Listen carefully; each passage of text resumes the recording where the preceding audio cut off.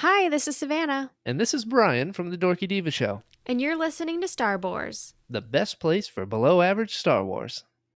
In a world where people need 80s and 90s movie reviews, two regular Geordies combine forces to bring you the Brother to Brother 80s and 90s movie review podcast. Check them out on Twitter, YouTube, and all decent podcast vendors.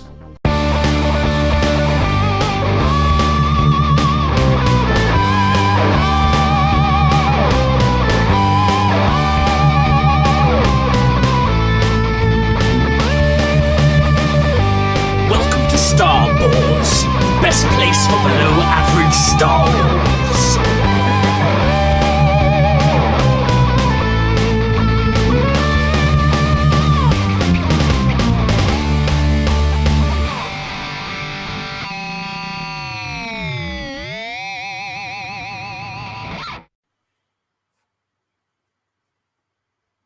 Hello there, and welcome to the Star Wars Show, the best place for below average Star Wars. I am the Jolly Jedi Pete.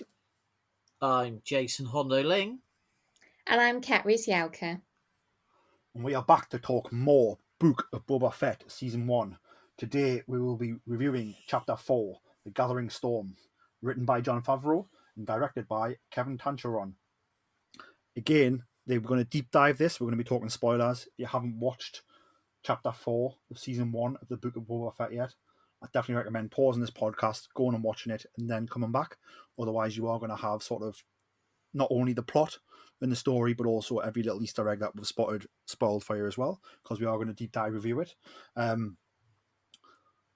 we'll go straight to you. What was your sort of overall thoughts on the episode? I really liked this episode. I don't think it's my favourite of the series so far, but what the Gathering Storm did is it's really sort of set up the story now. It's brought the flashbacks right up now to the events of The Mandalorian and present-day Boba Fett. And I think its title, The Gathering Storm, really reflects what the story was about. It's Boba Fett gathering the people he trusts together, gathering his armor and weaponry back, gathering a plan, and you can see now it's all coming together, and there's a tension now before the storm breaks. Definitely. I think for me this was a slower moving episode. It was a bit longer as well than the last one, but I did feel it was sort of perfect setup to sort of the main meat of this whole series that we're going to get in the sort of the next 3 episodes. Jason, what was sort of your overall thoughts on the episode? Yep. What can I say? I really enjoyed it. It was, as we said, it's definitely a setup episode. So there was actually, a lot going on. There was a few bits that really struck me and I enjoyed. I love the fact that the biker gang are referred to as the mods, because obviously, classic UK history, you got the mods and rockers. And obviously the mods were the ones that were always riding around on the bikes. So I thought that was a nice little touch in itself. Yeah, I think one of the things that really sort of me and Kat's already mentioned is that, we start the episode with sort of a back-to flashback, but this back-to flashback essentially gets us right up to date with the current story. So let's talk about that. Obviously, in the back-to flashback, we sort of see Boba dealing with the aftermath of losing his Tusken friends, his Tusken family.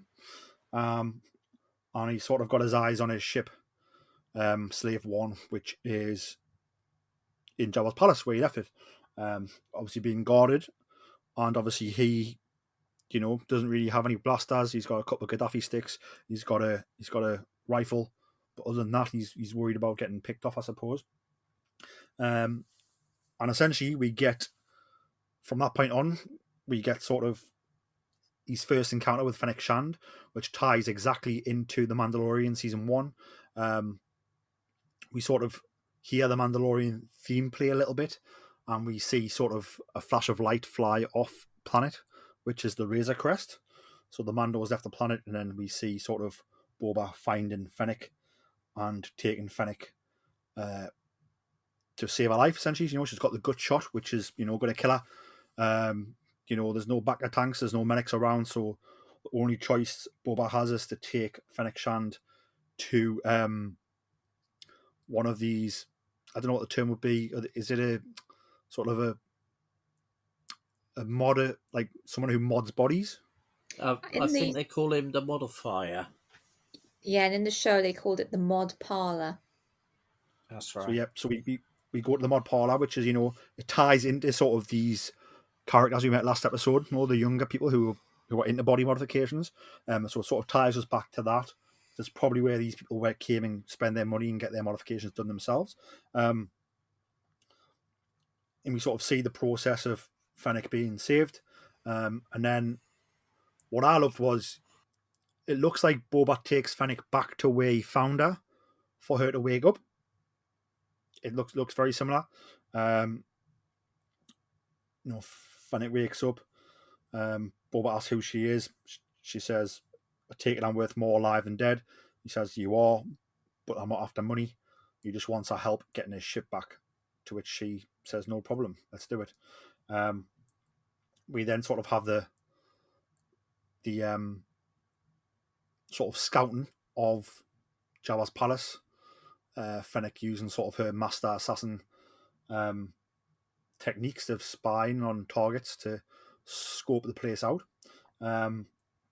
Let's just talk a bit about that. Sort of, what were your thoughts on how we dealt with the scene from The Mandalorian? I like the fact we didn't spend too much time there. Like, because we've already seen it. Essentially, we just saw Boba find Fennec, and then it was on to the next bit that we haven't seen yet, which I thought was really good. What did you think about that, Jason? Yeah, no, completely. And I like the way it tied in. Obviously, now we're seeing with the modifier. And I've got to drop this in because I didn't know anything about the guy playing the modifier. But today's they've dropped a character poster, and apparently he's played by a guy who's a musician called Thundercat.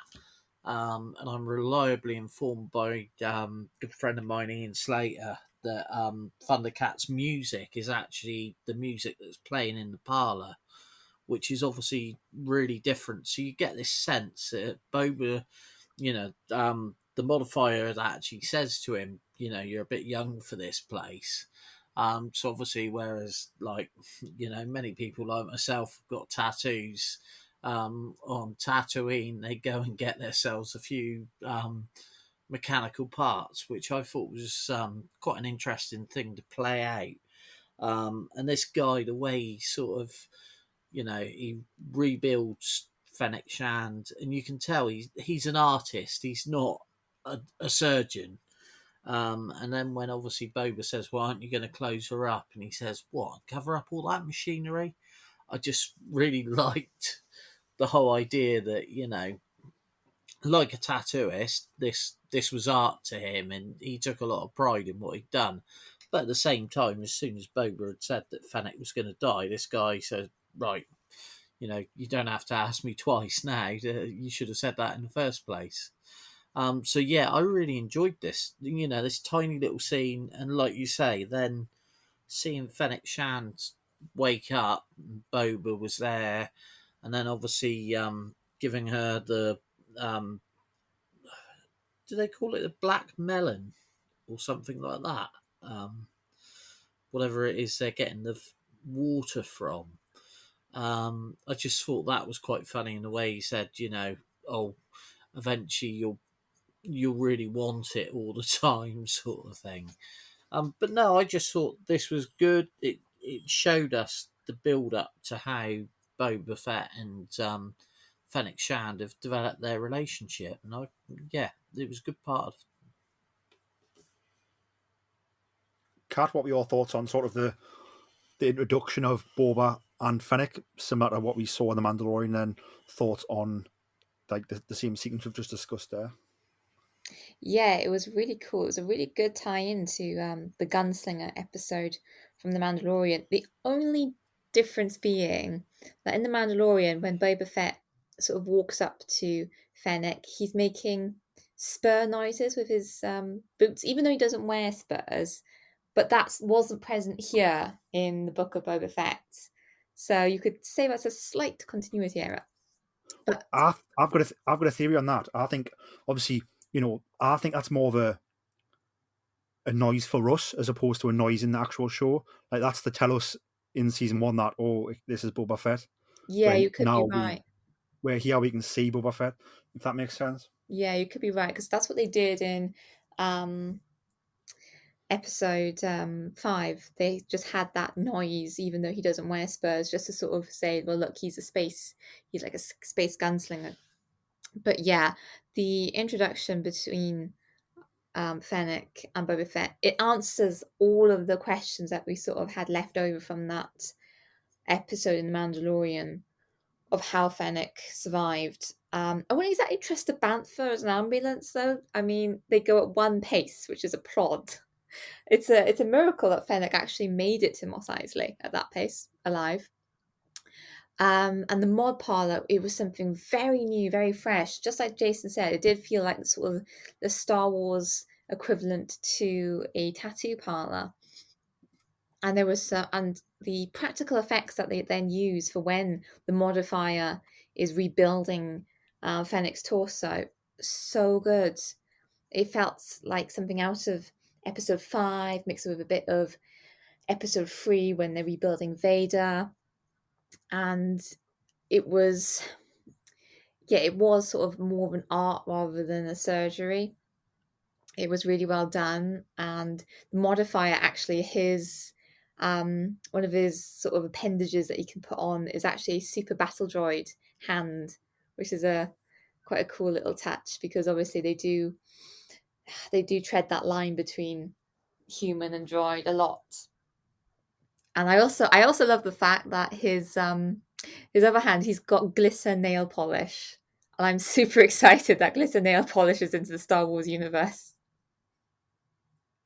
You can definitely put plenty on now for the next convention. Absolutely, it's canon now, so you can 100% do that. What were your thoughts on sort of Boba and Fennec scouting out Jabba's hangar? I loved the little sort of probe droid, almost ball that she had. I suppose it's a probe droid. But I like how it sort of scouted the whole planet, the whole hangar out, then came back and showed them sort of where all the guards were based. That was really cool. It reminded me actually a bit like the Snitch from Harry Potter, in the fact that it's this tiny little, round droid that you can hardly see, and the way it's just scouting out the palace, but also making then this visual representation that Fennec can use. It makes perfect sense. Fennec is an assassin. She needs to know exits, entrances, how many guards there are to any place that she's trying to break into. And I think it just shows that, she's the gadget gal of the pair, where as Boba Fett has sort of got all the strength, she's got all these cool gadgets that she likes showing off. I mean, that rifle of hers has everything. It's got a knife in it. It's got a probe droid in it. I'm just waiting for her to take some snacks out of that rifle. Yeah, I think it's the Army Swiss knife of the Star Wars galaxy.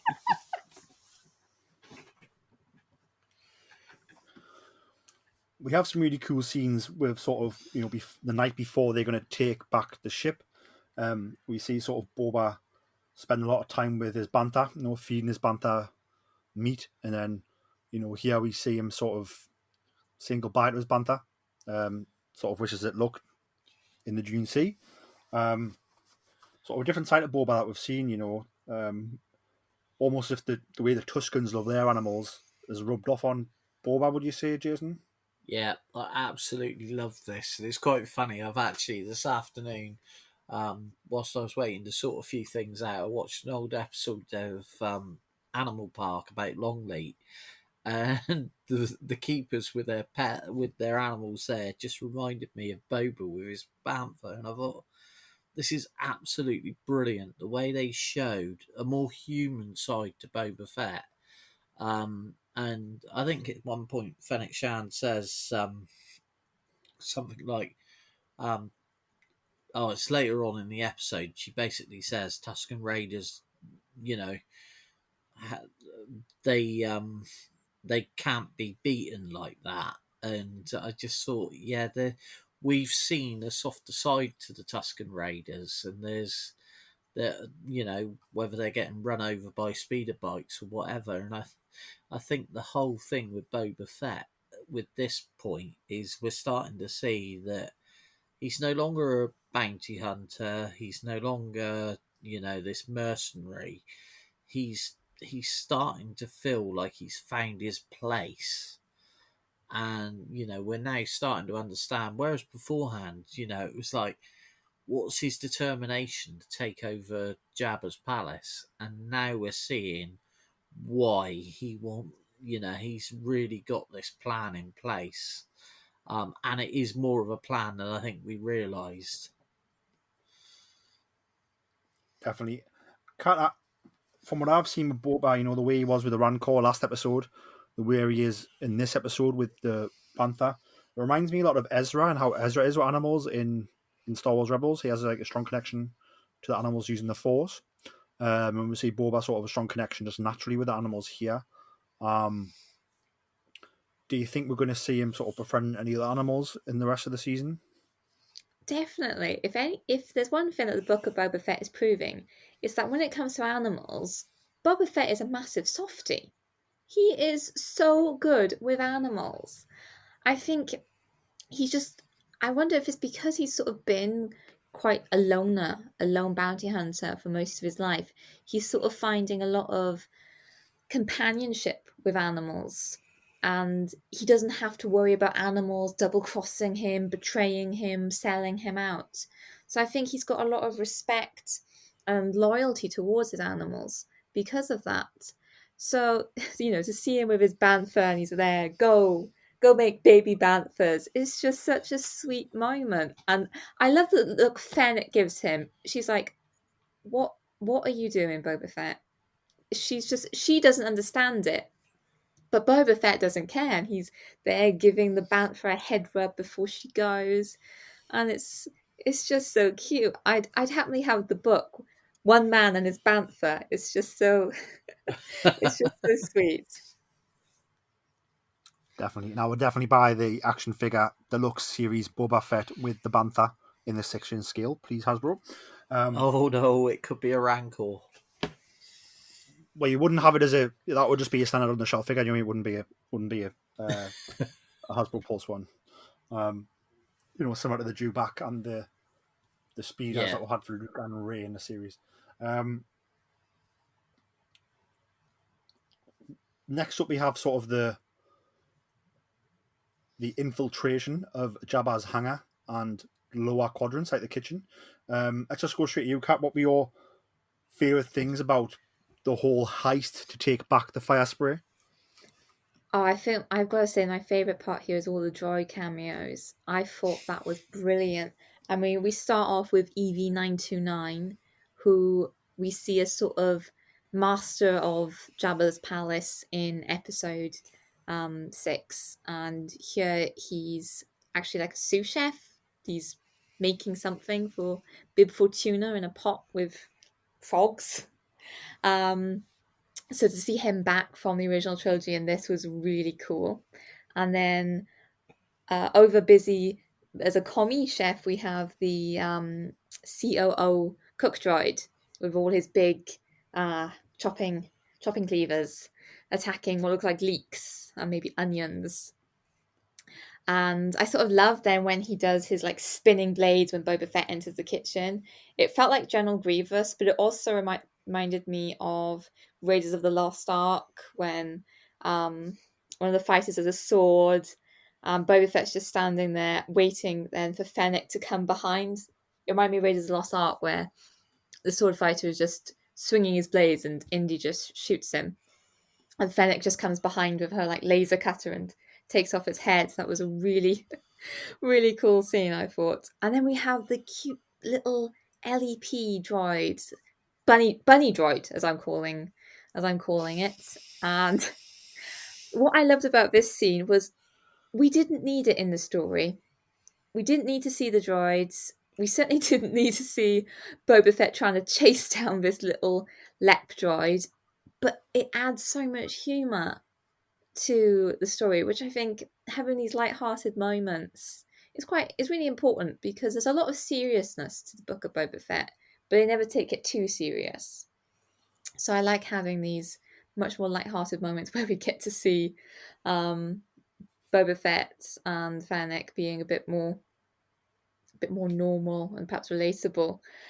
And that moment where he grabs the lep droid and just holds it by the neck, and he's just like, "Do you know who I am? It's just a little droid, dude. Chill out." And the droid gets so scared it shuts itself off. I honestly, it's just you couldn't expect that from this episode whatsoever, and I think the surprisingness of this droid encounter was what made it so special. Yeah, I love the droid encounters, and I think you're spot on when you say some much needed humour. The story is very deep. We've got Boba, who, had an absent father in Django, as we've seen in the flashbacks.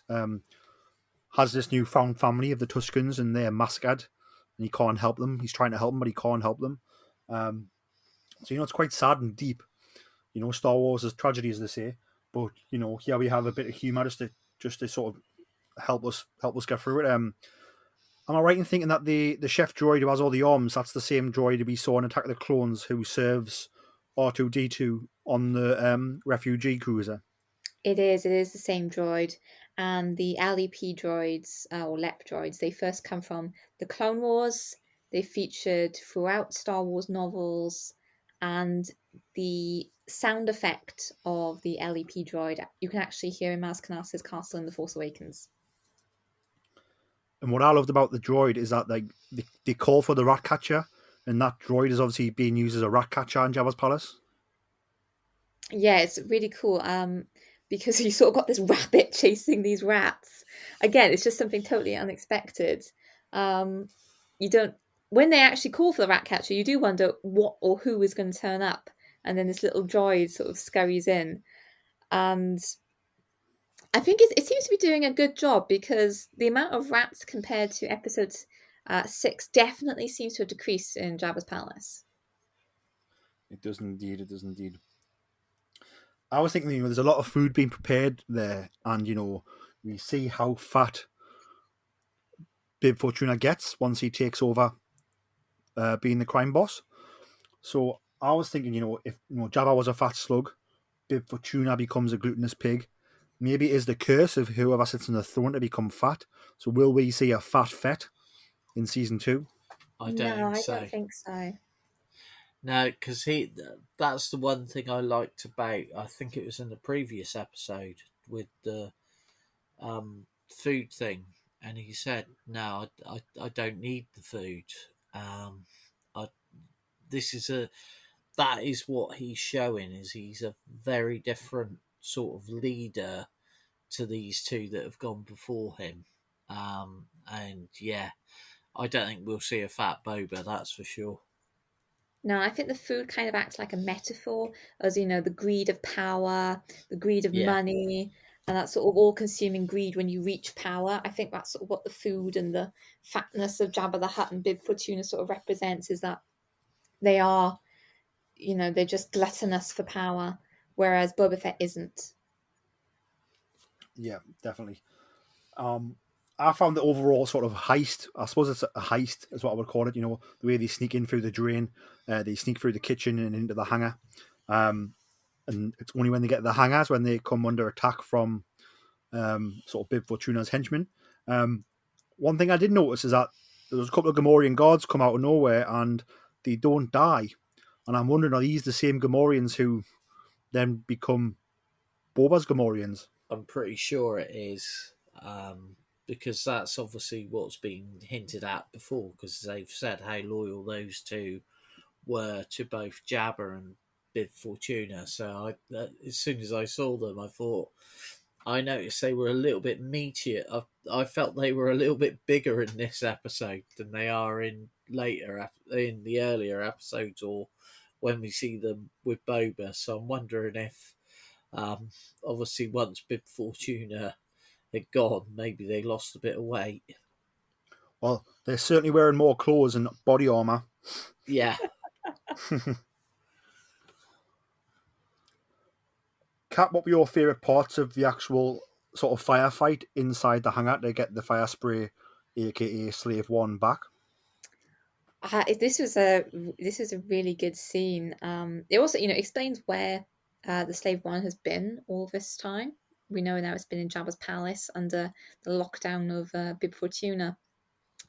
One of the most impressive things I think is seeing sort of Fennec in action. We've seen a bit of that in The Mandalorian season 2. We know how good she is as a fighter, but she takes down the Gamma Ring guard with 3 punches. 3 punches. I think that sort of shows off her martial arts prowess, and she knows exactly where to hit. I think you're right. Those are definitely the same Gamorreans. So, she's just taking down to disarm. And that was actually something I seemed to notice, is that when Fennec was taking down the Nikto and Weequay guards, she seemed to be hitting them in the arm or shoulder quite a bit. She was looking more to shoot to disarm or hurt rather than kill. So I think it sort of showed there that Fennec has, she can hold herself back. She's not just an assassin. She's not just a killer. She only kills when she has to. And her prowess there, and also that one shot, that one perfect shot then when she manages to get the doors down for Boba Fett. She is 100% a sharpshooter. Doesn't miss anything. Boba Fett's parking skills could be a bit under question. I mean, he got the Slave One in there. He wasn't getting it out particularly well. Nearly took out most of that bit of sort of Jabba the Hutt's garage, for use of a better phrase. And again, it's sort of that lightheartedness next to that seriousness. You've got the seriousness of Fennec taking down all those guards, next to sort of lightheartedness of Boba doing a terrible job of reversing out of that garage. Yeah, and I think you hit the nail on the head as well when you were saying about, Fennec is a master assassin. She is a master shot. If she's hitting you in the shoulder, it's because she's designed the shot to hit you in the shoulder. And I think, I think she's probably very aware that, she's doing this as a debt to Boba Fett for saving her life. But it's like, she doesn't know at the time that Boba wants to take over. She just knows Boba wants his ship back. So it's like, yeah, I'm going to help him take his ship back, but I'm not going to kill these people. I'm not going to piss off the crime lord so that the crime lord comes after me. If that makes sense, it's not her fight right now. She's just doing as she's told to sort of pay off the debt to Boba Fett, and let's not make things worse for herself because she's not really 100% sure of the situation she's in. That comes about later, when once they finally get out, and she asks what Boba's going to be doing next, and he says he's got a few sort of queries.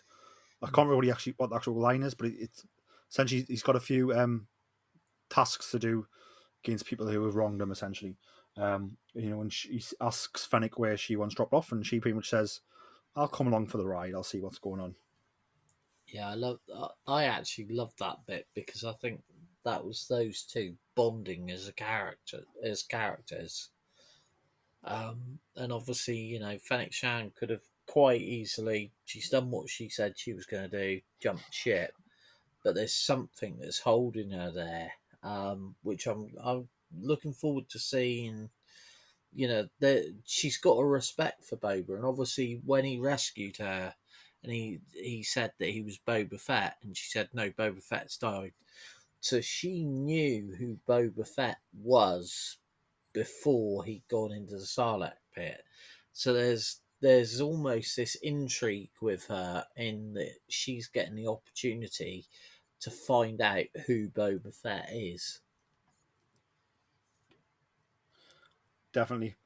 Obviously, the first thing that he has to do is get revenge for the Tuscans who died, and he goes after the raiders.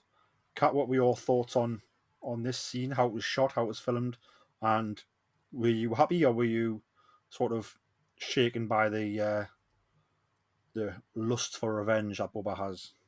Oh no, no, I was cheering at this point. Those Nyctos totally deserved it, and I think the cinematography was amazing because you've got the Nycto bikers, um, flying low over the sand, and then behind them, and they can't hear it because of the sound of their bikes. And it's almost like that sort of Jaws feeling of, you can't see the shark coming, but he's there in the water coming closer, and that's what it felt like. Of you had the Slave One rising up behind, getting closer and closer, and then Boba Fett just laying loose with the laser cannons, completely obliterating those Nikto speeder bikers, which they completely deserved for what they did. And it's this very powerful moment. Yes, I mean, revenge is not the Jedi way, but this is a bounty hunter. This is a mercenary. This is Boba Fett. Although he has morals, the Nikto guards, the Nikto speeder bikers, they hit him hard and they hit him personally, and he hits them even harder back. So I think, in a way, that's part of his healing, is the fact that, yes, he's taken revenge. No, it's not going to bring the Tuscans back, but it is going to protect other Tuscan tribes and other denizens of Tatooine from these very aggressive speeder bikers. So I think it was part of his healing, in the fact that Boba Fett can fly away from that, knowing that those Niktos aren't going to hurt anybody else. Was this one of your favourite scenes of the episode, Jason? Yeah, it's like Kat says, the cinematography, and also like when the credits come up and you see that image, the artwork of Slave One attacking them. It was such a well shot scene, and obviously, the fact that they didn't even see him coming, I think showed the arrogance of them, which is obviously a big part of their character. And what I also liked was, like Kat said there, this was Boba getting revenge for the Tuscans. And I think that's again showing the more human side of Boba Fett. It's him getting revenge. And he's also alluded earlier to the fact that he felt guilt over the fact that he'd tried to help the Tuscans and he got them killed. And it's almost like he's got this feeling that everyone he tries to help, he gets killed. So I'm enjoying the way that they're building this character of Boba Fett, and I'll be honest, I'm getting really fed up with seeing people say, "Oh, Boba Fett should have stayed dead," because this whole character that they're creating is someone that's come out of this Sarlacc pit, and he could have just been hell bent on revenge, but he survived it, and he's a survivor.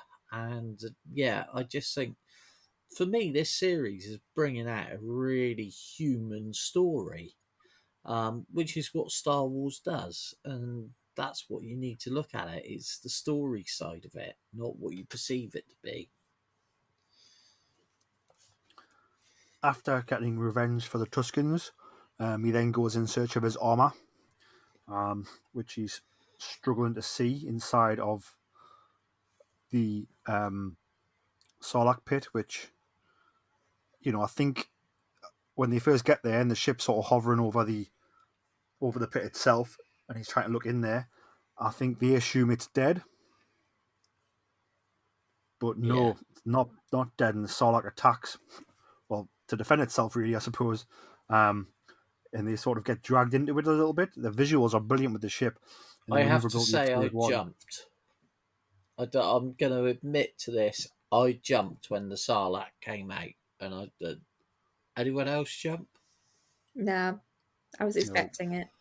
Ah, Proper I'm a big- horror movie vibes. yeah. Sorry, I'm not into horror movies, but yeah, I did jump when that came out.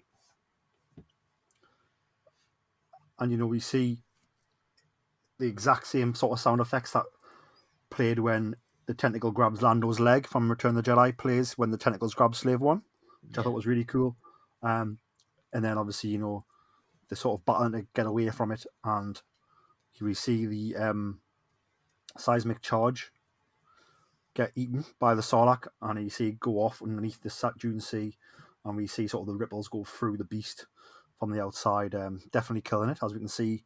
We've seen what the seismic charge can do to TIE fighters and to asteroids, and it absolutely obliterates the Sarlacc and kills it. What were your thoughts on sort of this entire sequence, Kat? This sequence did feel quite a bit like a horror movie to me, in the fact that you've got these massive jaws with these sort of very fine needle-like teeth, and it's gross, it's creepy, but it's also really cool at the same time. The cinematography of this particular scene was brilliant. The way they shoot it from inside the Sarlacc, looking up. That was a very different scene. Makes it really stand out. In fact, as a scene, this one particular is probably one of my favorites so far in the series, because it's just so brilliant, so visceral. And Boba Fett's Slave One is sort of hovering just above, but it's getting closer, and as the audience, you sort of think, don't get closer. You don't know if the Sarlacc is actually dead. And then you've got that massive pounce, which is definitely supposed to be a shock scare. Being a bit of a horror movie buff, I was kind of expecting that, so I was fine. But I think it was definitely going to surprise a lot of fans watching it. And I mean, it took serious guts for Boba Fett to go back to the Sarlacc. I mean, he nearly died in there. So I think it honestly shows how attached he is to his Mandalorian armor. We know it means a lot to him from the Mandalorian, but I think it was his dad's armor, and it's like that last piece of Jango he's got, so he's not gonna just let it waste away inside the Sarlacc. So, and then we know he obviously says that Beskar won't be damaged by the stomach acids. So, we can definitely say now for sure that Boba Fett survived because he was wearing that armor. Anything else, and he would have died within the Sarlacc. I think him.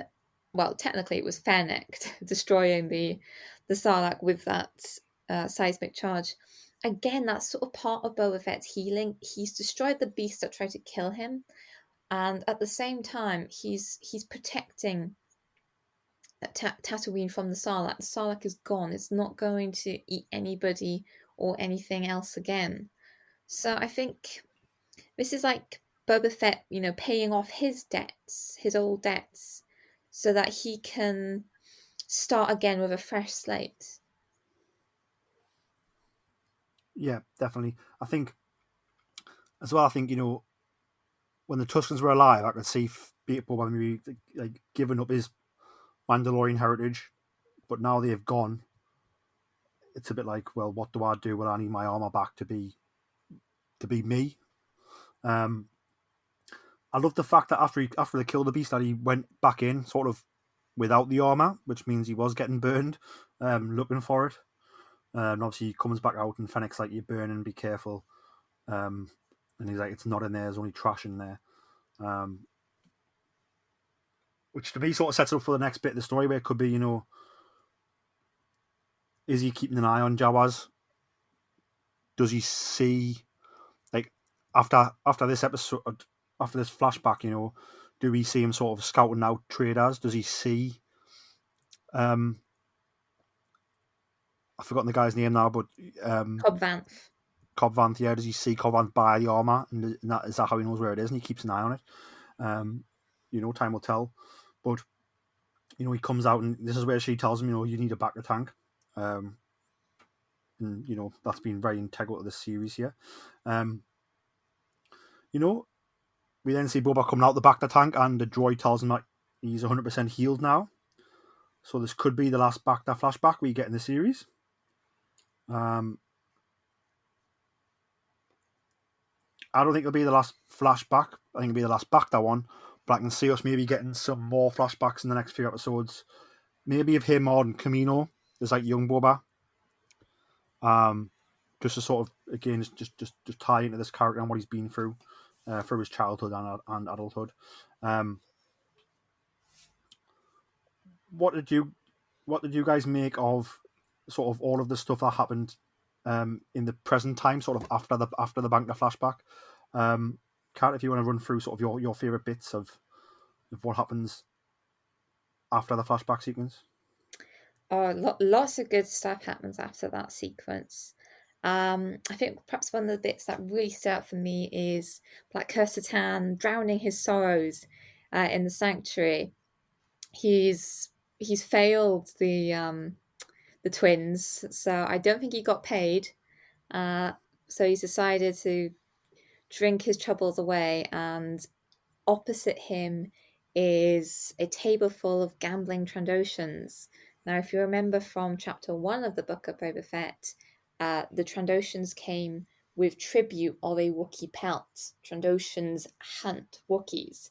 So obviously that was going to end badly, and you can see Black Satan getting angrier and angrier as he watches these Trandoshans with his knuckle rings electrocuting, and he completely loses it with them, throws them on the floor, and I mean it's like a bar fight between him and the Trandoshans, but it's obviously very personal because he wants payback for the Wookiees they've been hurting. Although Black Satan has been sort of exiled from, because he clearly still believes in his fellow Wookiees and their culture. And I just sort of love that one Trandoshan hitting him with a bottle. What did that Trandoshan think that was going to do? Black Satan is like 7 foot muscled gladiator, and he hits him with a bottle. It's quite a pathetic move, and the look on his face. I mean, even though he's reptilian, he realizes he's made the biggest mistake of his life. Fantastic bit of sort of this. I think it's a mix of CGI and props on their faces. Fantastic bit of both there, and Black Satan grabs him. Then Garsa Fwip tries to de-escalate the situation really brilliantly. She's being a brilliant hostess. Compliments Black Satan. It doesn't work. He rips the guy's arm off in proper Wookiee fashion. It just felt a lot like the whole scene, basically, from A New Hope with Han, Chewie, Obi-Wan, and Luke, because it was a bit of both, because you had you had Obi-Wan taking Ponda Baba arm, and then you had Han paying off for Greedo, and you had a bit of both here with Black Satan taking off the arm and then paying the credits to clean it up. So that was a great scene for me, because it combines sort of Wookiee lore with a bit of a throwback to the original trilogy. I also thought it was a bit of Kyrgyzstan sort of telling Garsa Fwip, you don't control me, because she sort of says, if you put him down, all your drinks are free. But you can see him, he pauses, he thinks about it, and he rips the arm off anyway. And like I said, he hands the credits over as if to say, don't you tell me what to do, I'll do what I want to do. Yeah, you can see his pride there. And also the fact, I think Black Satan might be thinking Trandoshans can actually regrow their limbs like a real reptile, so he probably thinks, what the heck, it's not going to be permanent. And he could have pulled both off, but only pulls one off. Exactly. Restraint. And then we see Kyrgyzstan leave, and then Boba sort of follows him out and asks him if he wants a job. So we're sort of hinting that Boba sort of put some muscle together to help for the upcoming war against the Pikes. Yeah, it's there's definitely a build up here, which is what I think this episode needed. And Black Kyrgyzstan, I don't know if I said that right again, but the whole scene with him, it's clear that he is going to become an ally of Boba's. So definitely, I think it's clear from this episode onwards, he's going to be involved in whatever happens with the Pikes. But the whole scene in itself, and I just love the bit where after he's walked out, everyone's gone, and she turns and what is it she says? Hit it, Max, or something like that. Cat, you must have picked Yeah, up that bit. yeah, she did. Yeah, she says, yeah, hit it, Max. And so we do get Yeah, confirmation that that is Max is Rebo.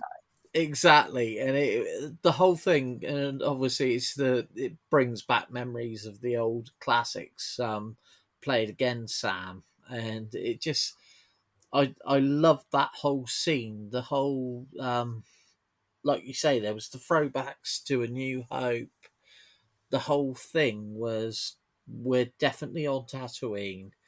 This is a time where you've got bar fights, you've got everything, and this scene to me was actually quite important in establishing the way the characters are interacting with each other.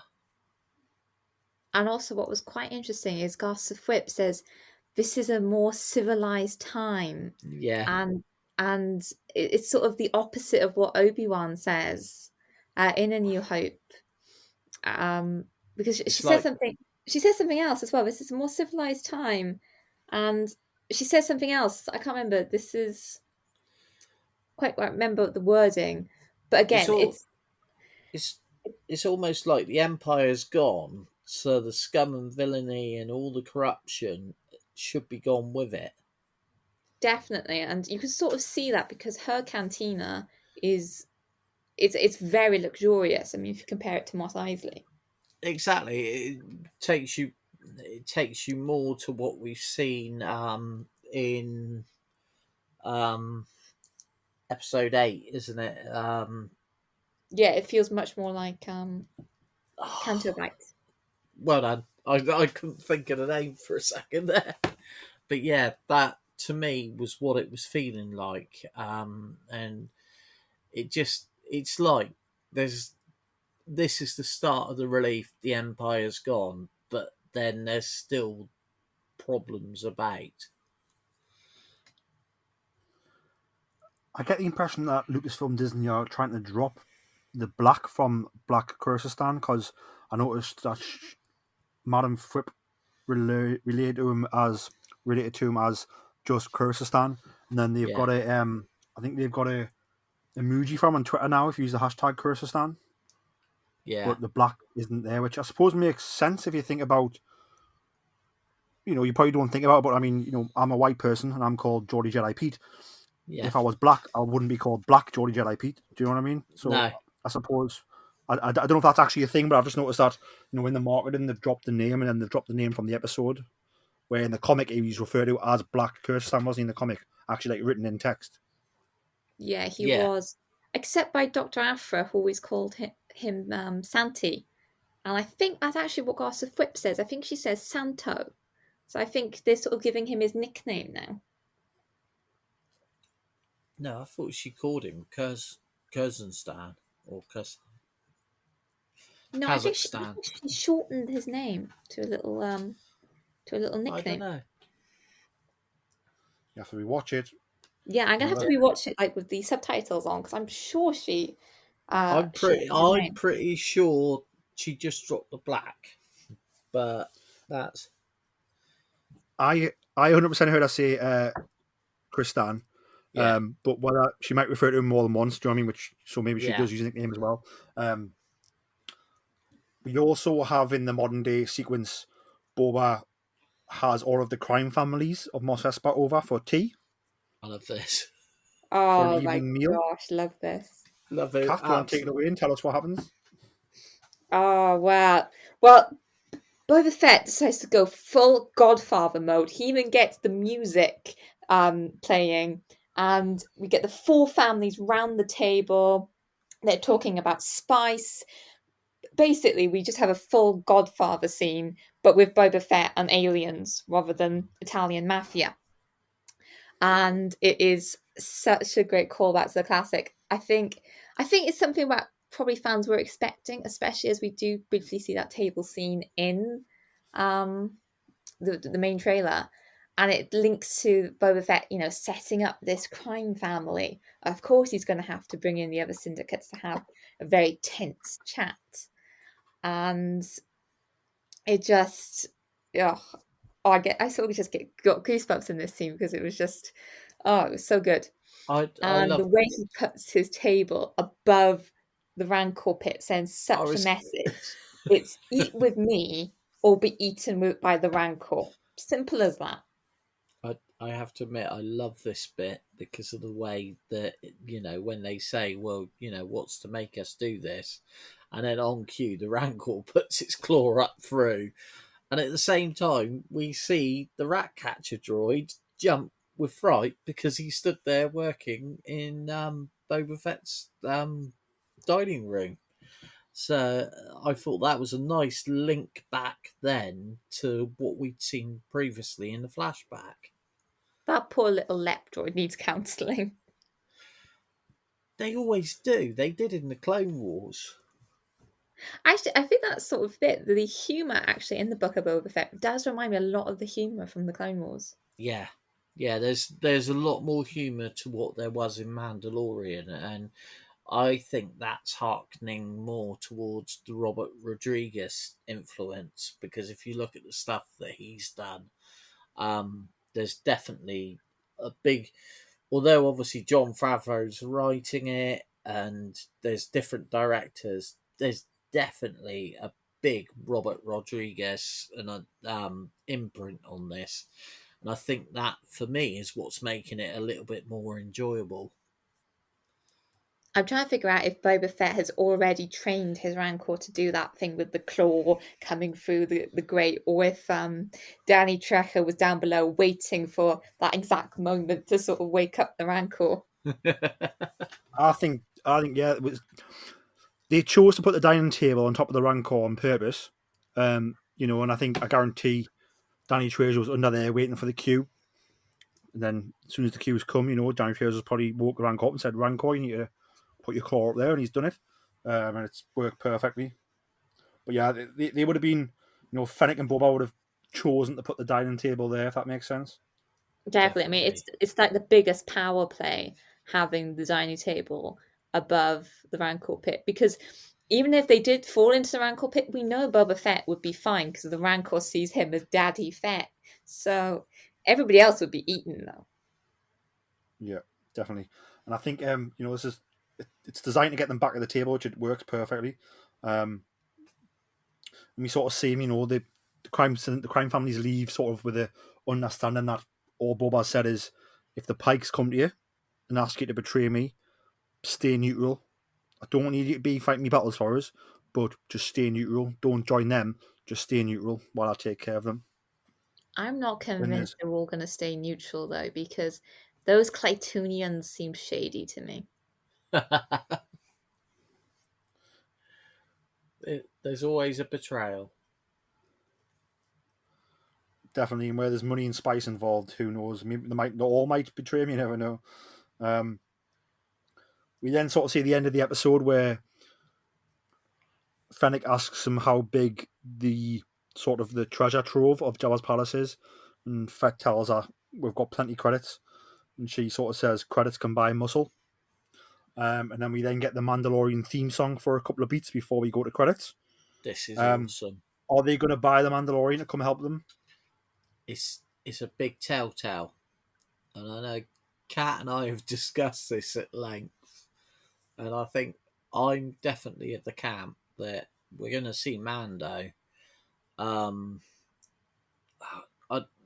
I have to admit, this is a big thing for me. Obviously, I'm reading a lot about the making of the Mandalorian at the moment, and obviously they've said that their biggest bugbear at the moment is that Pedro Pascal is tied to I can't remember the TV series, but he's tied to that, and his contract is more watertight on that than he is on the Mandalorian, which is why they've struggled with getting him to do the Mandalorian. So they've relied more on the stunt doubles.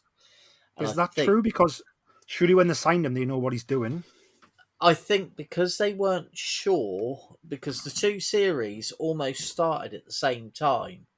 And I think with The Mandalorian, I don't think they were fully convinced where it was going to go.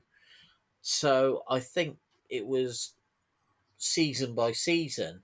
Whereas the other series, and I cannot remember the name of the other series, but they've literally, I think they've tied him into something like 6 seasons.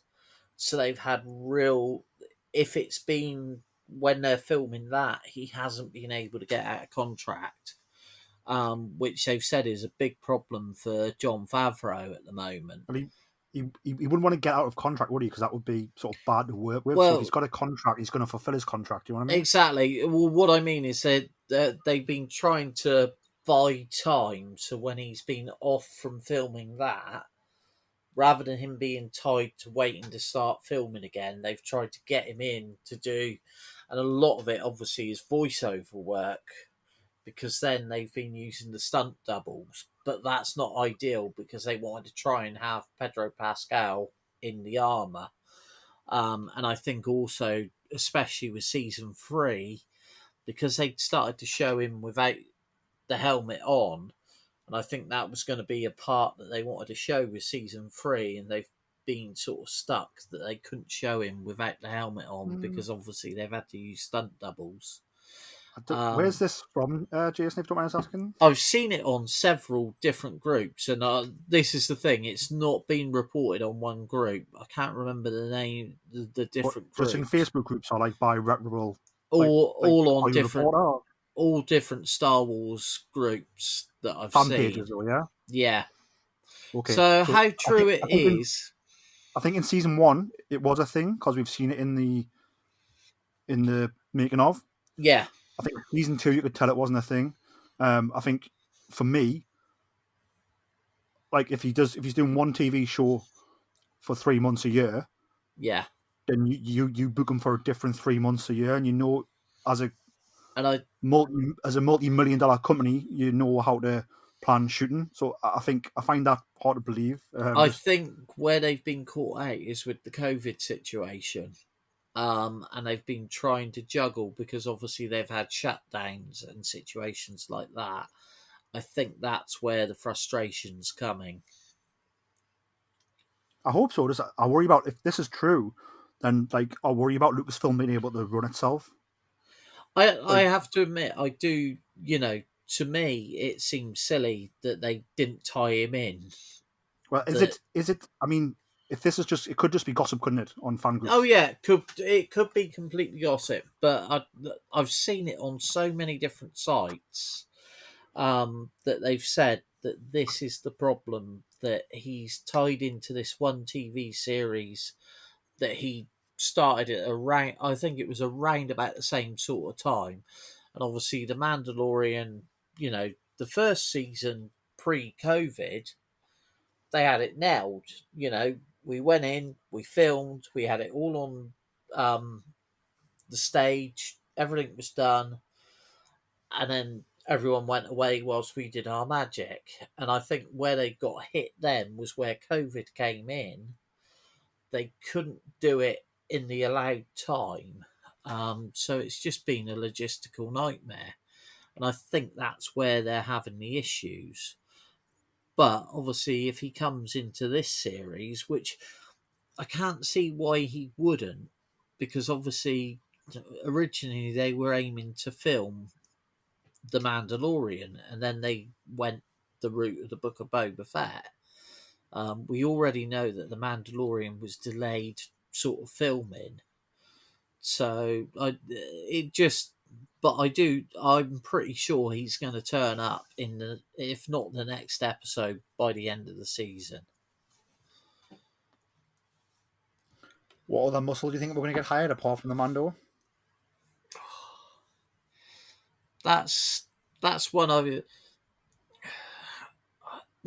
What's really frustrating is the perfect one would have been Cara Dune. But I think with everything that's happened there, I'd like to see Grief Karga turn up and sort out some bounty hunters. Although I know obviously he's not doing that sort of thing, so to speak, now. But that would have been to me, that would have been a nicer link to the Mando than necessarily bringing, because I think what we could see in the future of the Mandalorian is he's going to have a lot more going on with Bo-Katan and rebuilding Mandalore sort of thing.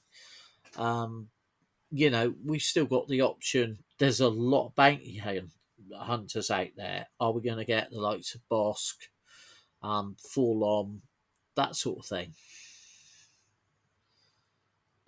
Yeah, Kat, who do you think is going to be the muscle that helped Boba and Fennec? Yes, people are getting really sort of excited by the Mandalorian theme tune. I'm I'm not convinced it's going to be Din Djarin. Although it's the Mandalorian theme tune. That's the whole thing. I mean, it's the theme for the series. Because I mean, I'm not convinced that Din Djarin can necessarily be bought. I mean, he's a Mandalorian. He's a man of honor. If Boba Fett needed help, I think Din Djarin would just turn up. I don't think you'd have to pay him because that's just who he is. Boba Fett helped him get Grogu back. Din Djarin comes and helps him with Tatooine if necessary. So I'm not as convinced that Din Djarin is going to turn up because at the same time, I still think it would take away from it being about Boba Fett. If you bring Din Djarin in, suddenly it's about the Mandalorian. But I do wonder, could we see some of the other Mandalorians? Because the Armorer is still alive. We know she's fine. And if anybody's going to sort of kick Pike butt, it would be her and the remainders of her group. So maybe it could be them. And I definitely think perhaps we could see sort of the bounty hunters sort of coming together like a coalition. So yeah, you may have people like Dengar, Forlom. I wouldn't say Bosk because putting Bosk and Black Kursatan in the same room is going to end up in disaster. We've seen what he's done to one Trandoshan already. So I think the reason we hear that music is maybe for a tie-in to the Mandalorian, but I'm not convinced it's going to be the tie-in we're expecting. Could it be Mayfeld? Yeah, it could be him. I mean, he has some serious firepower.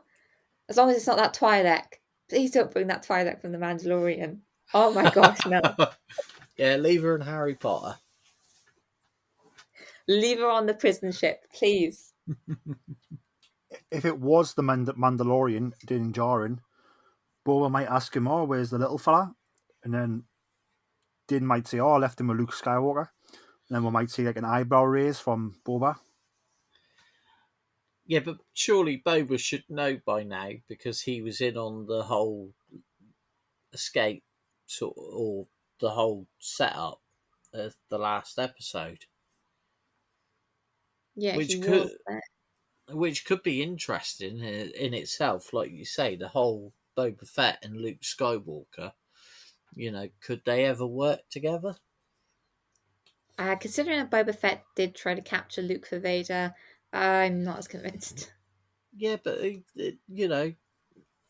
he's changed his spot, so to speak, so far. He's gone from being the bad guy to the good guy. I think perhaps morally grey guy might be the more accurate.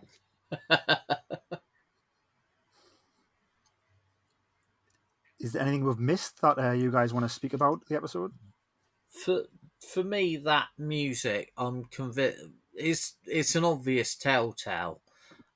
We know that the series were going to link together. I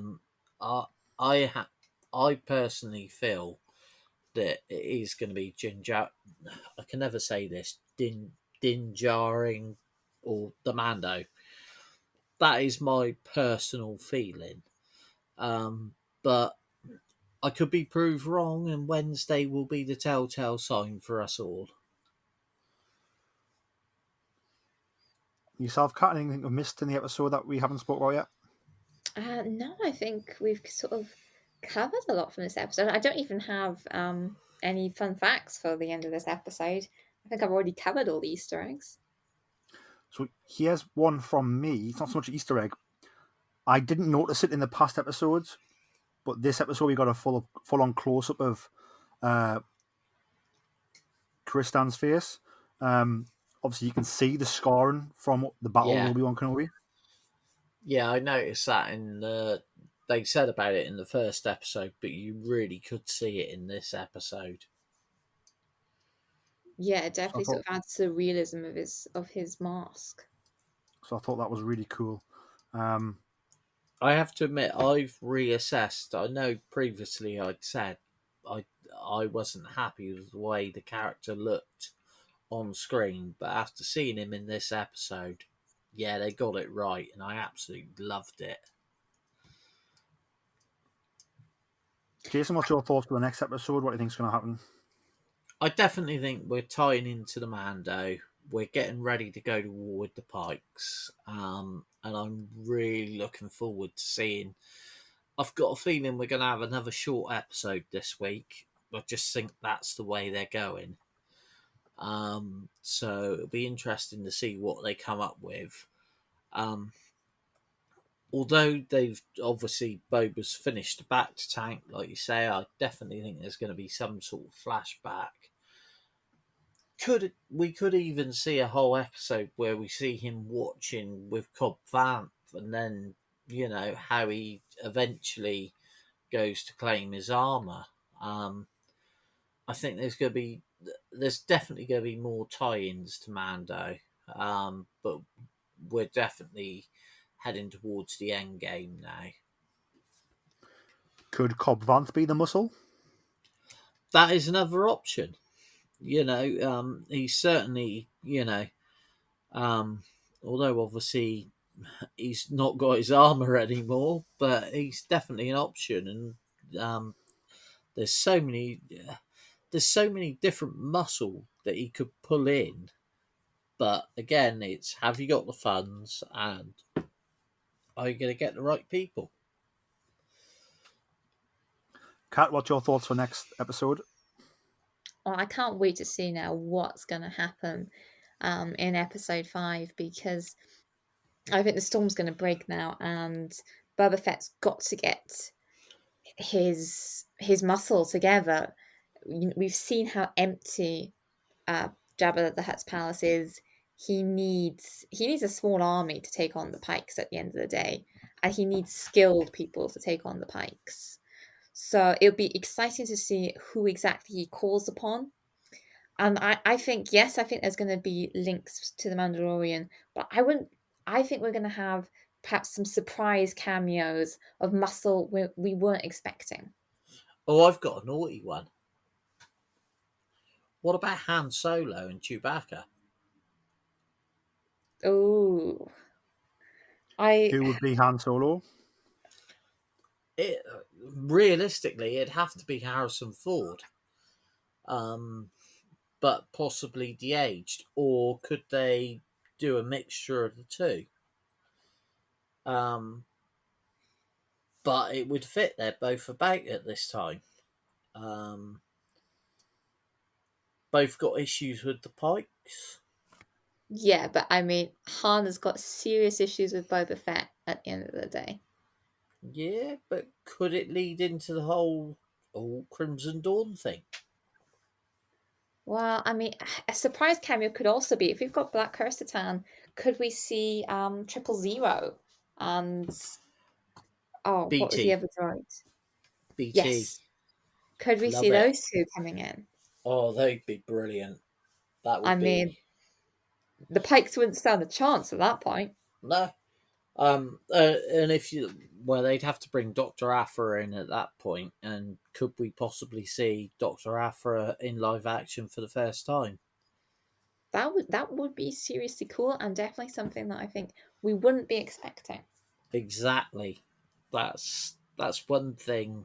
If they got that in under the radar, they'd have achieved a lot.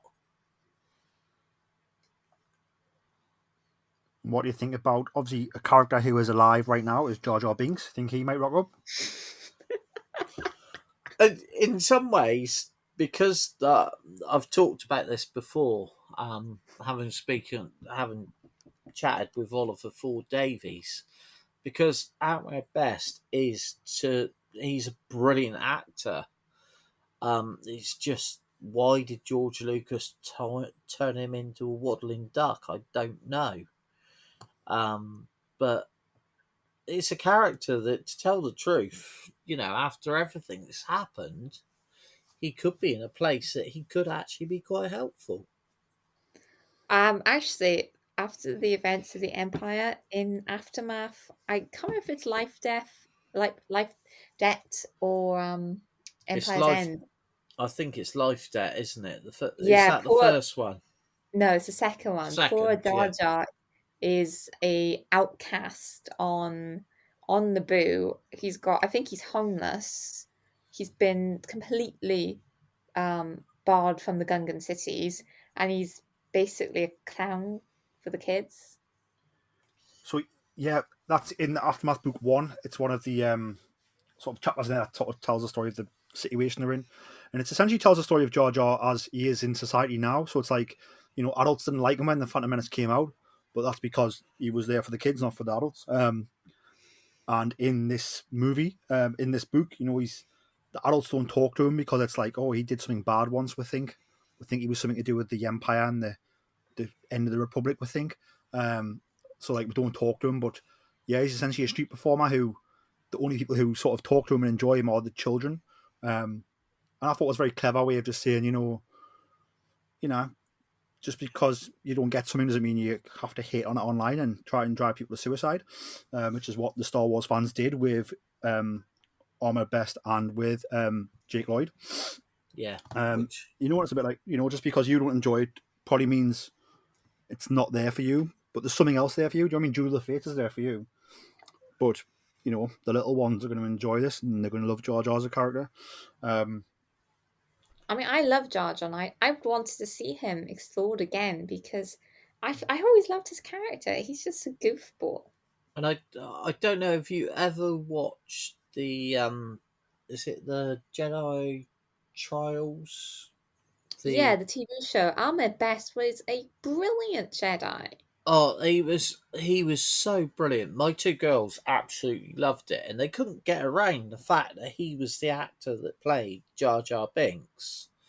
And I have to admit, as an actor, and as I say, having spoke to Oliver Ford Davies, and he said to me, the abuse that he got, if you'd have seen the work and the craftsmanship that he put into creating that character, it was criminal the way people treated him. Because out of all the actors, and well, Oliver Ford Davies picked him out as his favourite character. Which, it just goes to show that the actors that actually worked with him and saw how it was created saw the work that went into it. Definitely. I'm glad I made that Jar Jar joke because we've got to speak about just how good On My Best is. Yeah. And why it's important to be nice to people. Any closing thoughts, Jason, on sort of what's happened so far in the series and what's going to happen next? I'm going to say it straight here. I've seen so much hate for this series online. And quite frankly, stop comparing it to The Mandalorian. It's come out of The Mandalorian, but it's a completely different series. Stop comparing it to what you've seen previously about Boba Fett. Disney and Lucasfilm threw that out the window. This is Jon Favreau, Robert Rodriguez, Dave Filoni, and all of the directors creating a story. And in effect, they've created it for the fans, picking out a lot of the best bits that the fans like for the fans. So if it's not what you want, switch off. But don't have a go at the guys that are trying to do what is, in effect, to me, it's been a really good series, full of fun, full of action. It's staying true to the characters, in my feeling. Boba Fett, we've seen what he's done in the past. We've seen the character grow. When Dave Filoni brought him into the Clone Wars, people embraced it. So I cannot understand why now they're sort of turning against the whole thing, because for me, this series is telling a worthy story. It's staying true to, in fact, it's probably one of the truest things to the original Star Wars. What we've seen on Tatooine is the Tatooine that we all know. So yeah, I'm just looking forward to seeing where the story goes and how it's going to progress. Maybe you need to get out some of those groups, Jason, because that's what I do. If I see stuff that just gets us down about it, I just leave the chatter, block the people I, who d- don't necessarily agree with. I have to admit, I switch off from it, but I've just seen so many over the last week that I've been disgusted with the fan community in some ways, because it's like I've said in the past, everyone's got their own tale to tell, um, and but just to have a go at the actors and the different creators, I think it's completely wrong. Kat, what's some of your favourite things you've seen so far and what you're looking forward to in the future of the series? I think every episode is adding another layer to each other. Just like this, I think I'm understanding why they're calling it the Book of Boba Fett, because the fact that each chapter adds to the history of Boba Fett, to what's going on right now, it is acting like a book. And I think what we're seeing is we're seeing in the comics, in the original trilogy, in some of the novels, we've seen Boba Fett as a bounty hunter. But ever since falling into that sarlacc and managing to get out, you know, Boba Fett has realized he's been given a very special second chance. He's sort of had this rebirth. And that's what we're seeing now. We are seeing the fact that Boba Fett has realized he has got this second chance. And the line I particularly loved was, the Tuscans taught me that you can't get far without a tribe. Boba Fett is done with being a loner. He realizes he needs other people. He needs his own tribe to succeed. And that's what he's doing. Yeah, he's making a mob family, but at the same time, he's making a real family. Fennec, he trusts with his life. She's a loyal ally. He's he's got his droids. He's got his loyal Gamorreans. He's now got his loyal Rancor, and that's what he's trying to do. He's trying to bring this sort of motley tribe of all these different species, humans, aliens, together. And I think, yeah, it's this found family, and I think that's one of the most powerful tropes within storytelling. Definitely. Definitely, that's essentially what Star Wars is. Luke and Leia find each other; they become a found family. Star Wars Rebels, the crew of the Ghost are a found family. Rey and Finn bump into each other, and then also bump into the Resistance, and they become a found family. So, sort of found family is what we find throughout Star Wars. Anakin gets found by accident, you could say, by Qui-Gon and Obi-Wan. He joins them, and they meet Padme, found family. So it's sort of Star Wars like Poetry Rhymes, as George used to say, and perfect examples in this show where it's continuing that that tradition. To wrap it all up, I know that I don't know about you guys, but I love lightsabers, and Yeah. UK dealer Padawan Outpost has something going on. Jason, if you want to tell the listeners about it. Yeah, obviously, Padawan Outpost shut down over Christmas. The company as a whole is run by, I'm not sure if it's husband or wife or a partnership duo, but they shut down over Christmas. They've reopened, and at the moment they're running a really fun thing on Facebook where you've got the chance to win their version of Ahsoka Tano's twin sabers. So it's a case of going onto their site, liking, sharing, standard Facebook sort of thing. But I do want to put it out there that these guys are completely genuine. I've purchased twice off of these guys. Pete's purchased off of them as well, and I cannot fault them for the service and that. And obviously, yeah, they've got this giveaway going at the moment. Runs till the 31st, I believe, and then they're going to run from 9 p.m. that night a quiz sort of get together on Facebook, where they're going to do a few giveaways as well. So just hit up Padawan Outpost. They've got some really good products, and just to me 100% service. I don't know what you think about it, Pete, but yeah, I just hope the guys, 2022, I hope is going to be a really good year for them. Yeah, so, if you want a chance of winning some lightsabers, having some fun with the Star Wars quiz, go onto Facebook, search Padawan Outpost, make sure you give them a follow and a like, and the instructions for the contest will be on there. Jason, where can the people find you on social media? I'm back in action at Hondo Ling, and I've actually been getting a bit of a response on Twitter, so I'm happy, even if it was from one of my cousins. And Kat, where can the people find you on social media? You can find me at Kat Kylo, both with K's, on Twitter. Always happy to talk anything Star Wars or Kylo Ren. And you can find me on Instagram and Twitter at Geordie Jedi Pete. You can find the podcast on TikTok, Facebook, and Instagram at Star Wars Podcast. And you can find the podcast on Twitter at Boars Star. If you are listening on Spotify, you can now rate us 5 stars. So please go ahead and do that. It just helps other people find the podcast.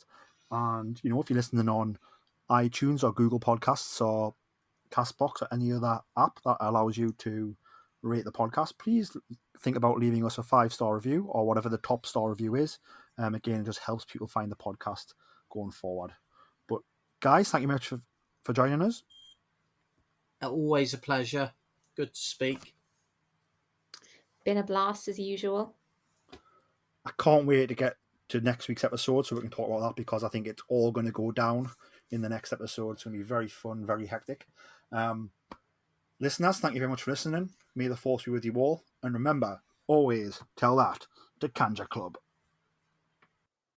Hello, Star Wars listeners. This is Savannah Odit. You might know me as host of The Dorky Diva Show with my co-host Brian Balance. I am also producer of The Adventures of the Zolan Dart, which is a Star Wars-inspired audio drama that we produced over the last year. If you love stories about smugglers, courage, heroic characters, and maybe a few foes along the way, you should go to thedorkydivashow.com and listen to The Adventures of the Zolan Dart today. Shout! We've got your pigs. Were any of the critters harmed? What did you do now? I didn't do anything. I just freaked out for no reason. It was nice doing business with you again.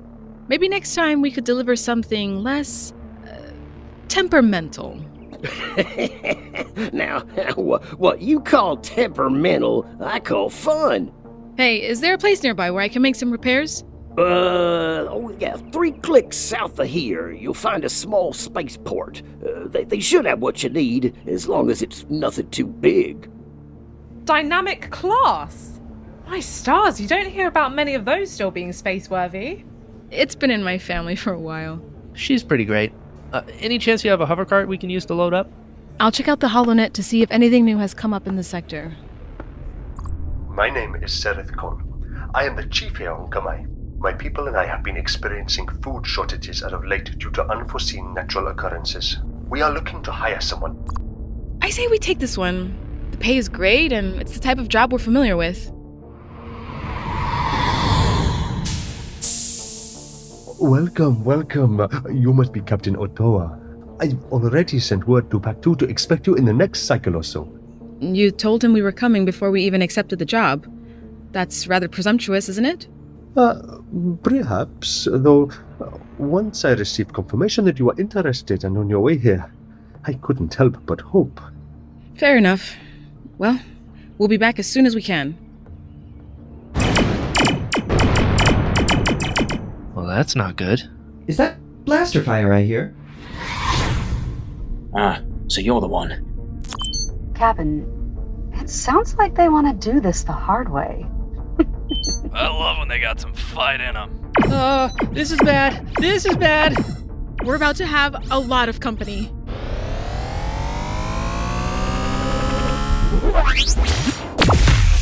I'll see you soon.